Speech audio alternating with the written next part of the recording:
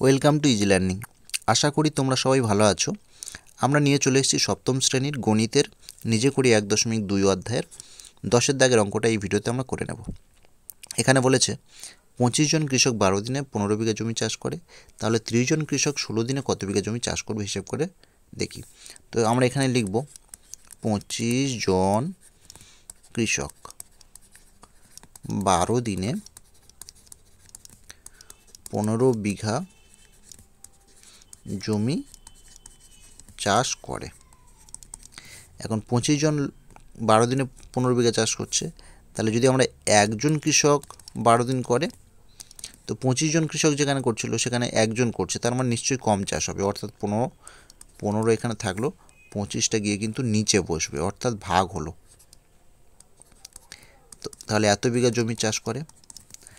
আর একজন কৃষক যদি একদিনে চাষ করে, তার মানে আরও কম চাষ করবে। তো একজন লোক 12 দিনে চাষ করছিল এত, একজন লোক একদিনে চাষ করবে আরও কম, অর্থাৎ এই 12টা গিয়ে আবার নিচে বসবে, অর্থাৎ ভাগ হবে। অর্থাৎ 15 ওপরে, 25 নিচে, তার সঙ্গে 12 নিচে, তার মানে এত বিঘা জমি চাষ করে।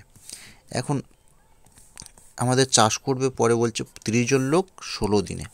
এবার 30 জন লোক, একজন লোকের পরিবর্তে যদি 30 জন কৃষক চাষ করে, ওই একদিনে ধরে নিচ্ছি, তাহলে 30 গুণ চাষ করবে, অর্থাৎ 30টা গুণ হবে, উপরে বসবে, অর্থাৎ 15 উপরে আছে, তার সঙ্গে 30 বসলো উপরে, আর 25 আর 12 নিচে থাকলো, এত জমি চাষ করে। এখন ওই 30 জন লোক যদি একদিনের পরিবর্তে আবার 16 দিনে চাষ করে, অর্থাৎ একদিনের পর তো 16 দিন চাষ করছে, তার মানে তার 16 গুণ চাষ করবে, আবার কিন্তু 16টা গুণ হবে, অর্থাৎ উপরে বসবে। 15 গুণ 30 ছিল, সেখানে আবার 16 গুণ হবে, তার মানে 25 গুণ 12 নিচে বসলো, এত জমি চাষ করে। এখন আমরা যদি কাটাকাটি করি, দেখো এখানে 12 আর 16 কাটলে হবে আমাদের, যদি 6-এর নামতা 4-এর নামতা 3 4 12 আর 4 4 16, এই একটা কাটাকাটি হলো। আর 3 আর 15 কাটি, তাহলে 3 5 15, এখানে 5 হলো। আবার 5 আর এই 5টা কাটি, তাহলে 5 5 5 25, তাহলে এখানে 5 হলো। এই 5 আর এই 30 কাটি, তাহলে 5 6 30 হলো।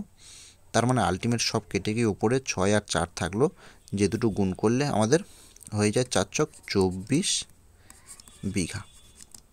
তার মানে আমাদের কি হবে, 30 জন কৃষক 16 দিনে কত বিঘা জমি চাষ করবে, লিখবো অতএব 30 জন কৃষক 16 দিনে